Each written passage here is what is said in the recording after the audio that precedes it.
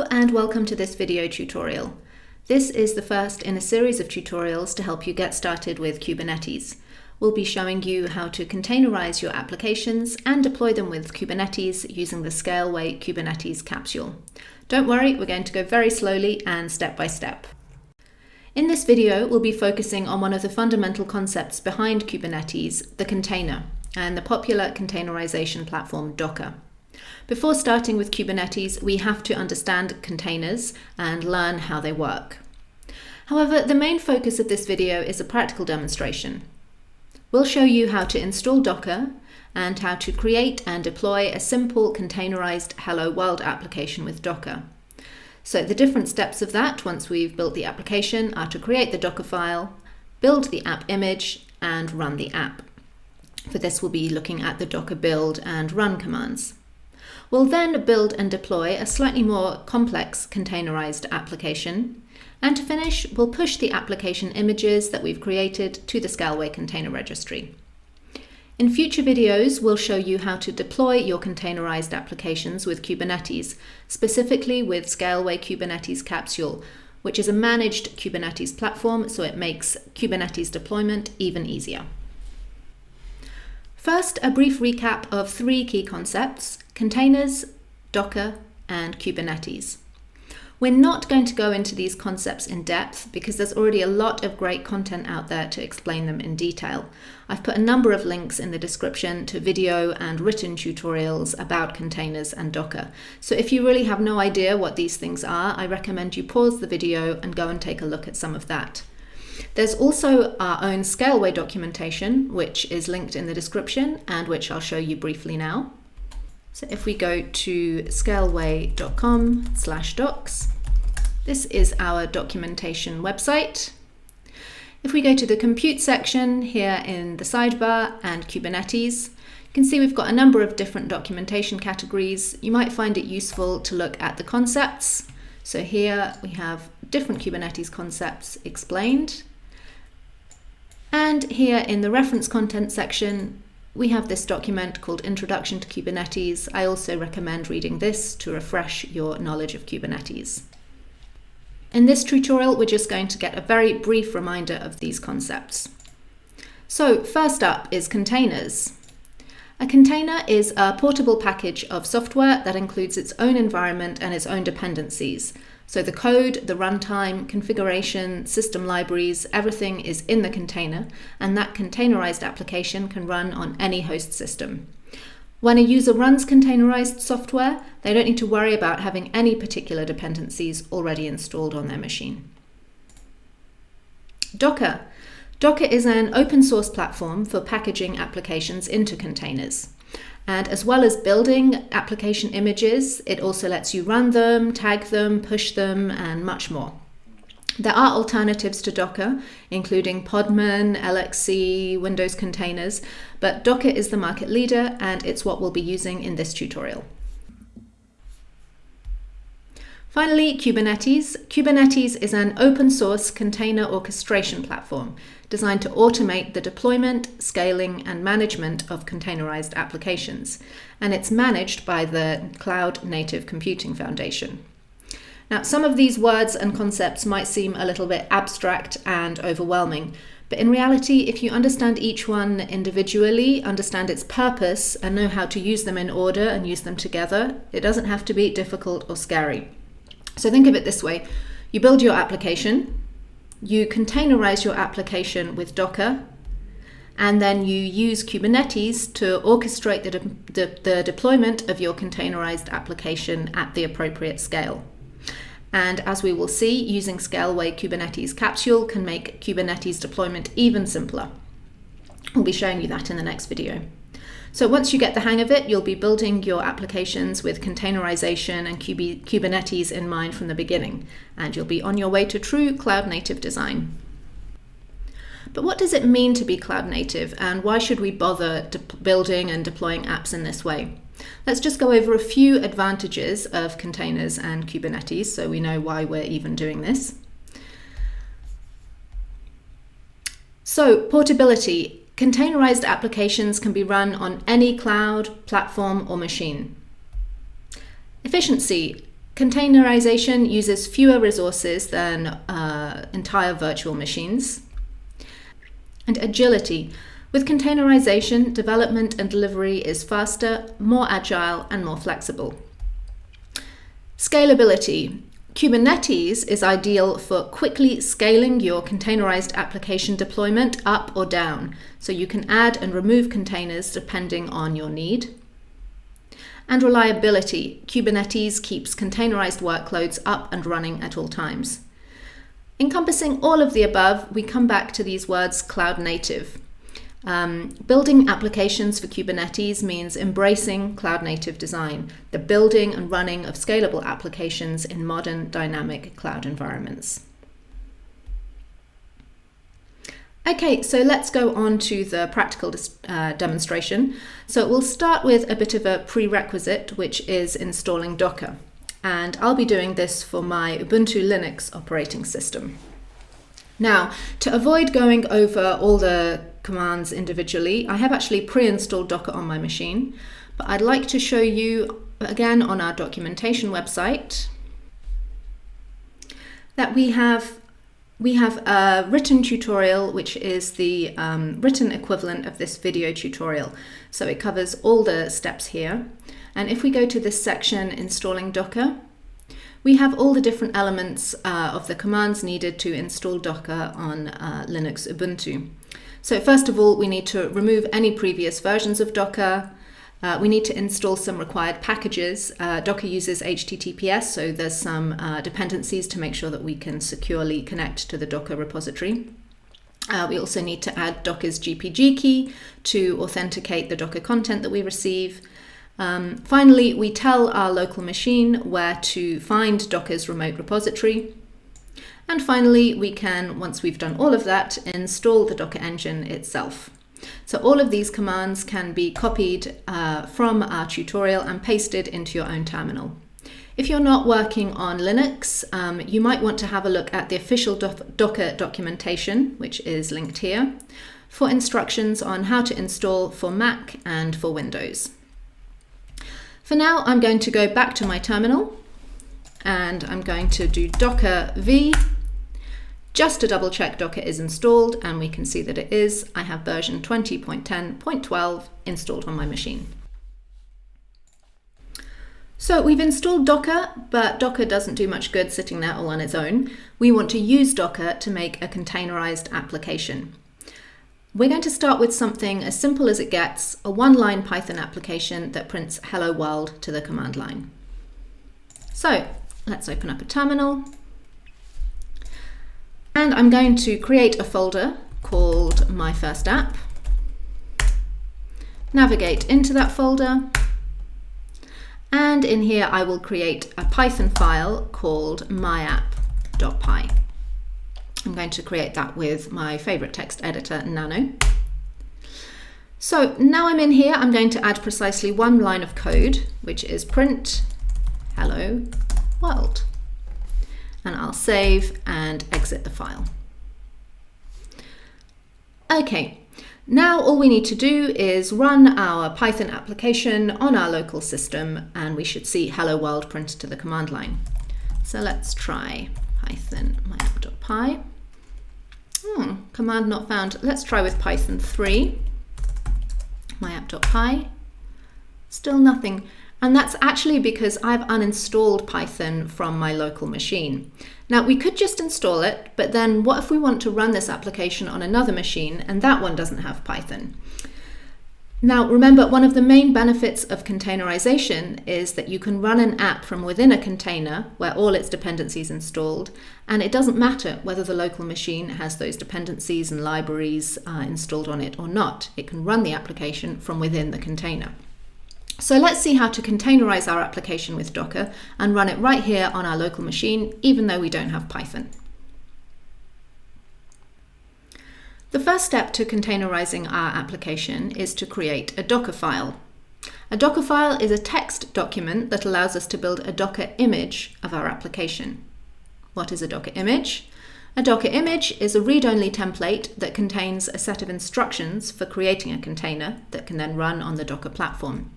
The image includes the application code, libraries, tools, dependencies, and everything needed to make the application run inside the container. So basically, we've created our app. We need to create a Dockerfile for our app, then use the Dockerfile to build the Docker image, and then we use the Docker image to run the containerized application. Back to our terminal, I'm still in the My First App directory, and I'm going to create my Dockerfile. So simply I will use nano again and create the Dockerfile. It must be called Dockerfile with a capital D and no extension. So let's open that up. And in here we're going to write 3 commands as follows. From Python :3 add myapp.py cmd python myapp.py. And that's it. That's my Dockerfile. Let's look at this in a bit more detail. You can already see that each line starts with an instruction in uppercase and a value in lowercase, and this is the standard best practice for writing Docker files. Looking at it line by line, the from instruction specifies the base image, and every subsequent command of the Dockerfile is modifying this base image. The base image can be any operating system like Ubuntu, Debian, any prepackaged operating system which can already contain some libraries such as Node, or here Python. There are thousands of images available in the Docker Hub, but here we specify the Python base image, specifically Python version 3, and this takes care of our Python requirement. Next, the add instruction adds files from our local machine to the image. So here we're telling it to add myapp.py, where I wrote print hello world, to our container image. And finally, cmd or command. This is the command that the container should execute by default when it is launched. So here we're telling it essentially to run our myapp.py with Python the same way we tried to do from our command line on the local machine. So I'm just going to save and exit the file.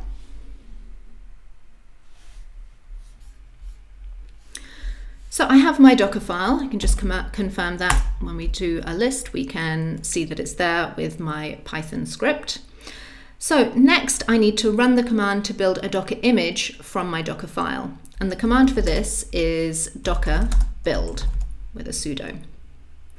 We next add the T parameter to tag our Docker image with a name. So I'm going to call it my test app. Finally, we add a space and a period at the end of the file, at the end of the command, and this tells it to use the current directory as its build context. So let's run that. I need to enter my sudo password, and we can see it's building. It's getting that Python base image that we asked it to use in the from command.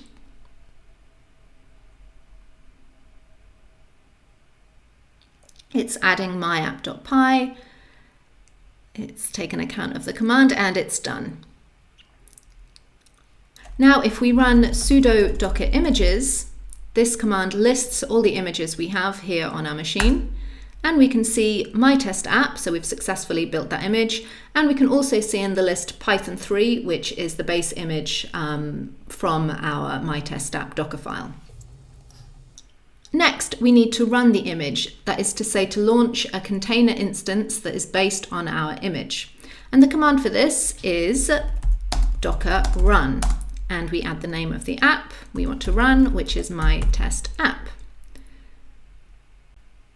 So let's run that. And there we go. We can see that hello world has been printed out to my command line. So I've run my application from the container image and it has printed hello world, even though we don't have Python installed on our local machine. This is happening from within the container where Python is installed. And this is the joy of containers. So next we're going to look at a slightly more complex but still fairly simple application and how we can containerize it.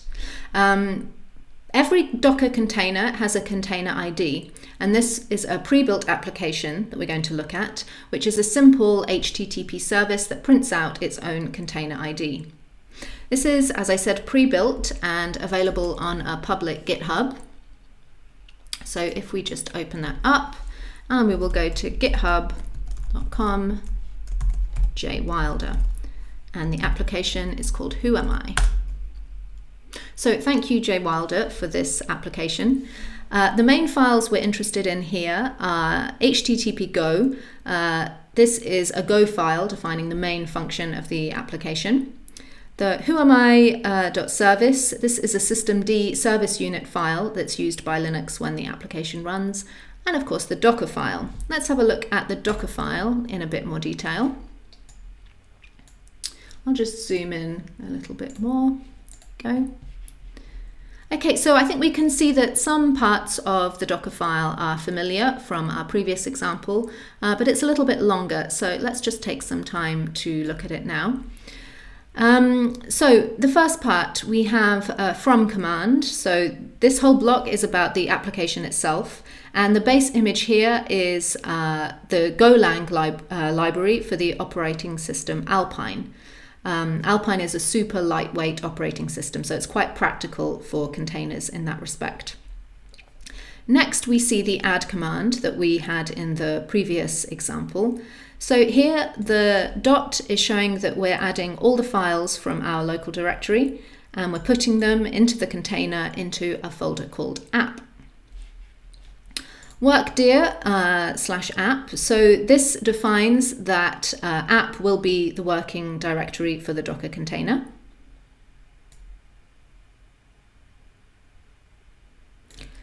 And run go build o http. The run instruction specifies a command to be executed inside the Docker image. In this case, the command is to go build the HTTP file we previously saw where the main function of the app is written.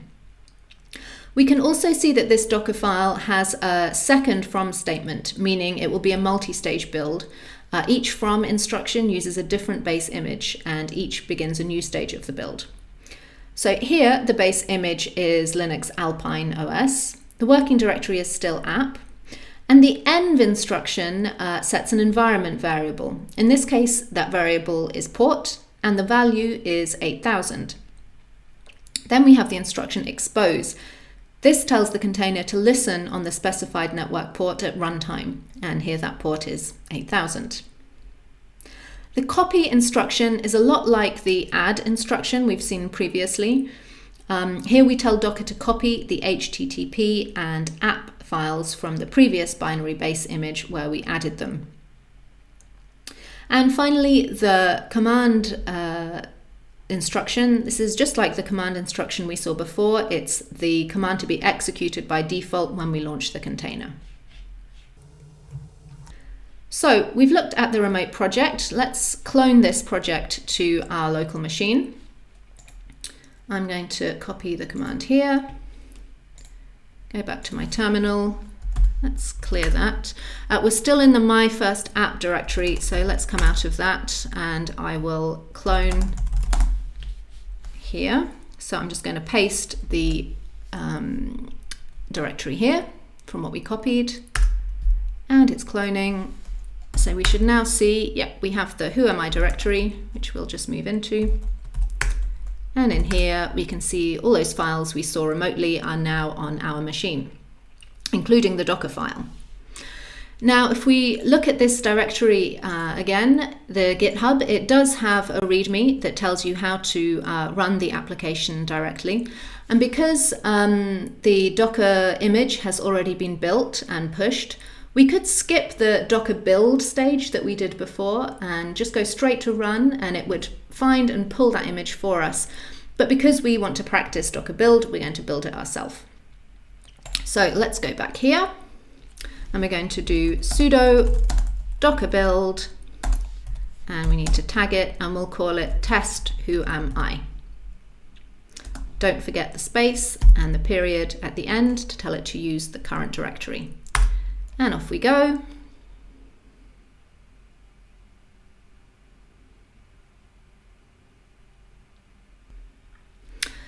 So we've built our Docker image. Let's just double check when we do Docker images. We should see it in the list. Yep, there it is, test who am I.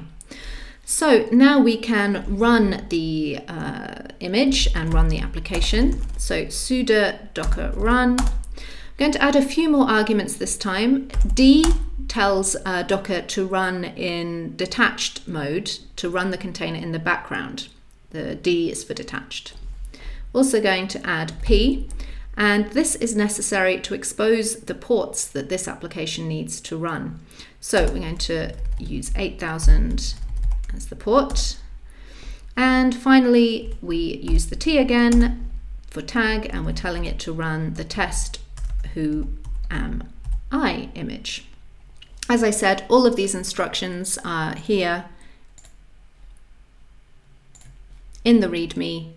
You can see how to copy and paste this run instruction right here. So let's run that. Okay, so something's happened, but since we're in detach mode, we can't clearly see what. Let's do the command docker ps. This shows all the Docker processes that are currently running. So let's try that. And here we can see that there is a container currently running, which is based on our test who am I image. And we can see that there is a container ID here, which starts with A0621. So remember, the basis of this app is that it will print its container ID as an HTTP service. So we can now go to our IP address of our local machine, go to the port 8000, and we should see the container ID printed out.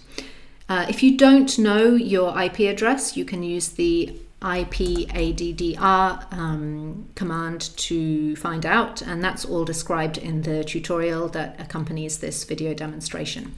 But I do know my IP address, so let's go to it.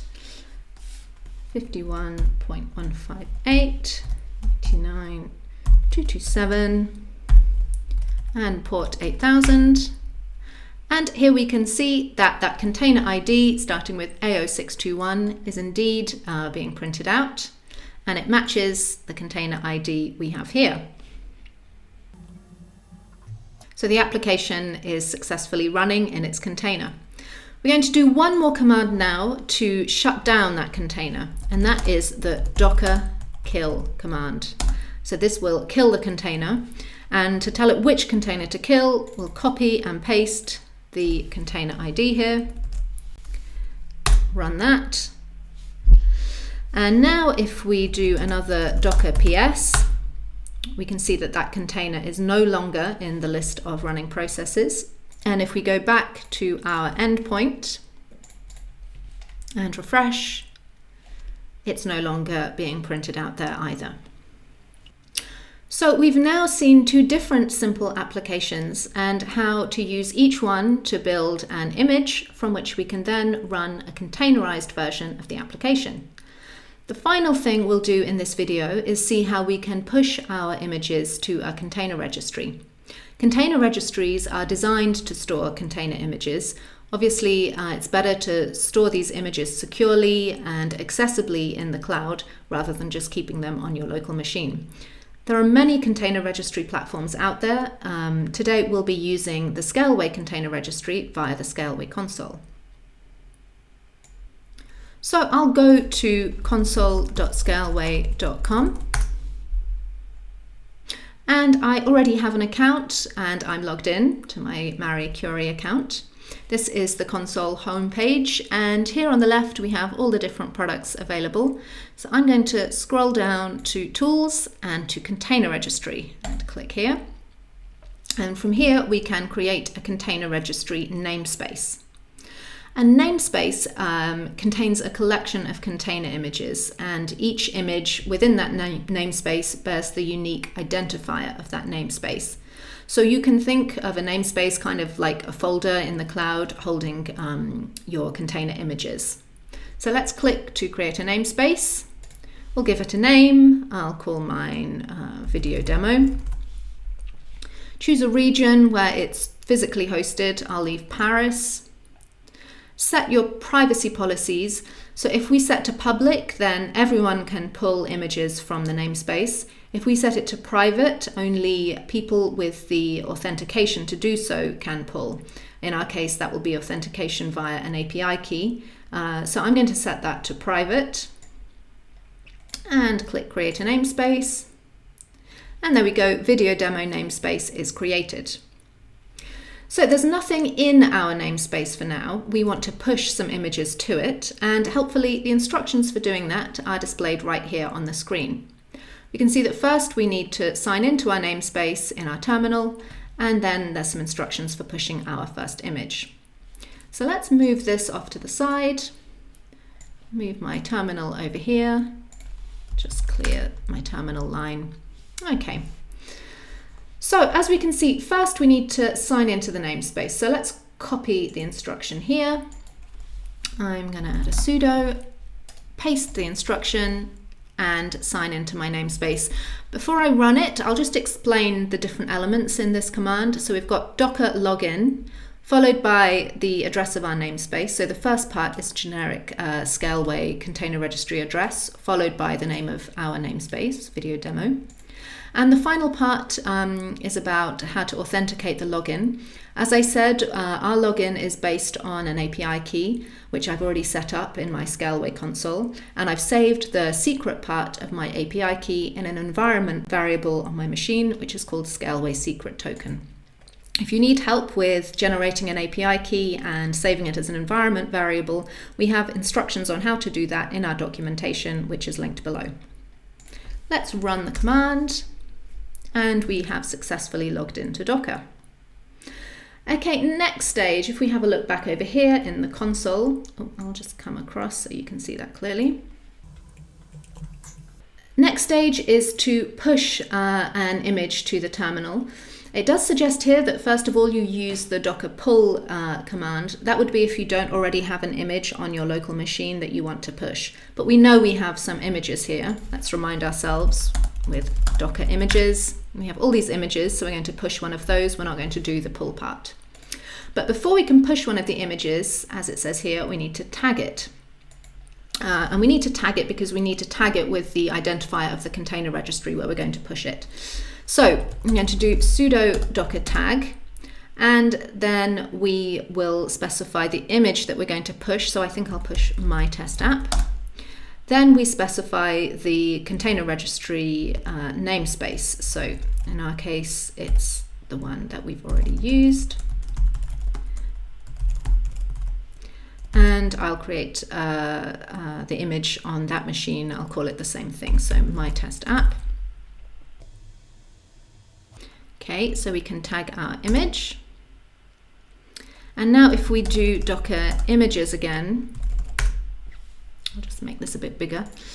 You can see that we now have the tagged image in our list. So we're now ready to push the image to the namespace with the docker push command. Again, that's shown here. So sudo docker push, and then I'm just going to copy and paste the tagged image name here. Off we go.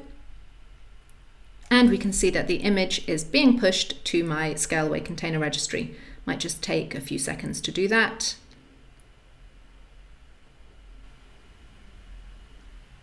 And it seems to have finished. So let's check our container registry over here.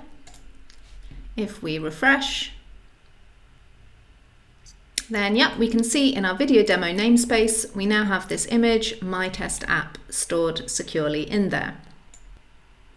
If we want, we can repeat this with as many other images as we wish. We can push them into our container registry for ourselves or others to pull and retrieve when they wish. So we've covered a lot in this video. We've seen how to install Docker, and then how to create a Dockerfile for an application, for two different applications. Then how to use that Dockerfile to build a Docker image of the application with the docker build command, and then how to use our image to run our application, to run a Docker container with our application running inside with the docker run command. We saw how to kill the Docker container with Docker kill, how to create a Scaleway Container Registry namespace which will hold our application images, and how to tag the Docker images and push them to the Container Registry namespace. In future videos, we'll be showing you how you can go on to create a Kubernetes capsule in the Scaleway console, on which you can then deploy your containerized application. And then after that, future videos will cover topics like load balancing your containerized application and managing its storage. In the meantime, do check out all the links in the description to dive deeper into the topic of containers, Docker and Kubernetes, or to have a look at the written tutorial, which is the companion piece to this video demonstration. Thanks very much. Bye.